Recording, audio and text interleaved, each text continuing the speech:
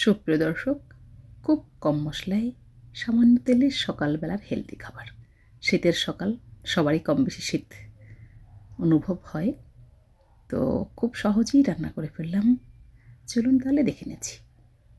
এর থেকে আরও সহজে এই রান্নাটা করে থাকি, একদম নির্ভেজাল হেলদি একটা খাবার, আলু দিয়ে পাতলা রসা। তবে এটা কি করে রান্না করেছি চলুন দেখে নেছি। পুরো প্রসেসটা অনুযায়ী রান্না করবেন। যারা ব্যাচেলার রয়েছে তাদের জন্য তো দারুণ নিনজা টেকনিক।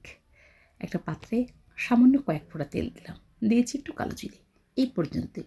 এরপর আলুগুলোকে খোসা ছাড়িয়ে ছোট ছোট সাইজ আমরা করে নিতে পারি। ডুমো ডুমো করে কেটে নিয়েছি, ছোট বড় যেমন হোক তেমন করেই কেটে নিতে পারি। একটু চামচ দিয়ে উল্টে পাল্টে 4-5 মিনিট নেড়ে ছেড়ে দেবো। তবে এখানে পরিমাণ মতো নুন দিয়ে দেব। হাতে একটু নুনটা রেখে দেব, বিশেষ করে যারা নতুন রাঁধুনি। এরপর উল্টে পাল্টে চামচ দিয়ে ভালো করে নেড়ে ছেড়ে দিচ্ছি। আর এবারে দিলাম নুন। আলুতে থাকা গায়ে যে জল, ওটা শুকিয়ে নেওয়ার পরে কিন্তু নুনটা দিয়েছি। নুনটা দেওয়ার পরে আলুটা দিয়ে যে জলটা বেরোয় প্যানের মধ্যে অনেক সময় লেগে পড়ে। যাই হোক, এবারে আবারও 2-3 মিনিট উল্টে পাল্টে নেড়ে চেড়ে যখন নুনটা একটু ভিতরে ঢুকে গেছে, তারপরে আমি গরম জল বসিয়ে দিয়েছি সাইডে, সেটা ঢেলে দেব। তবে তার আগে আপনি সামান্য একটু কালারের জন্য একটু হলুদ দিতে পারেন।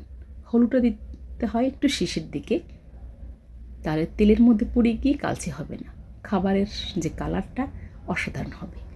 এবার আবারও 1-2 মিনিট উল্টে পাল্টে নেড়ে চেড়ে দিলাম। এদিকে পাশের উনুনে জলটা একদম ফুটে উঠেছে টকবগিয়ে। পরিমাণ মতো জল দিয়েছি, তবে আলুর যেহেতু রয়েছে জলটা একটু বেশি লাগবে। 1 কিলো আলুর জন্য এখানে প্রায় আমি 1.5 কিলো পরিমাণ জল দিয়েছি। ঢাকনা দিয়ে ঢেকে দিলাম। ফিরে আসবো 4-5 মিনিট পরে। একদম আলুগুলো মোটামুটি 70%-80% গলে গেছে।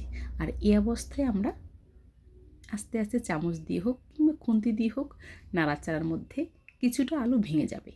দিয়ে দিয়েছি লঙ্কা। লঙ্কাটা আরেকটু আগেও দিতে পারি, ছোট ছোট করে কেটে এখানে দিয়ে দিয়েছি। বাচ্চা থাকলে লঙ্কাটা আরও কম ব্যবহার করতে পারেন। এবারে আবারও চামচ দিয়ে উল্টে পাল্টে নেড়ে ছেড়ে দেবো। একটু নুনটাকে টেস্ট করব, প্রয়োজন হলে কয়েকদিন নুন এখানে ছেড়ে দিতে পারি। ঢাকনা দিয়ে ঢেকে দিয়েছিলাম, ফিরে এসেছি। আর এবারে কিন্তু এটা প্রায় হয়ে গেছে।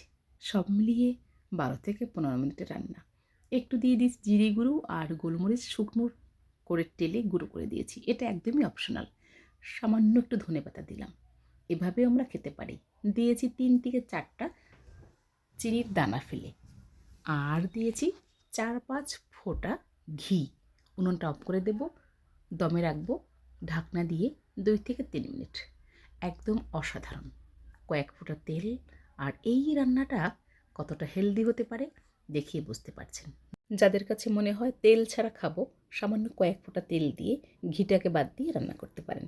আর এবারে সিদ্ধ করা রুটি, সেটা যদি হয় আটা তাহলে তো কথাই নেই।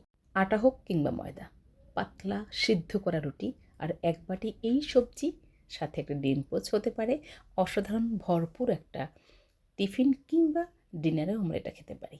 সুপ্রিয় দর্শক, যদি ভালো লাগে কম তেল মশলায় আমার পেজটিকে ফলো করে সাথেই থাকুন। আবারও দেখা হবে নতুন কোনো ভিডিও নিয়ে।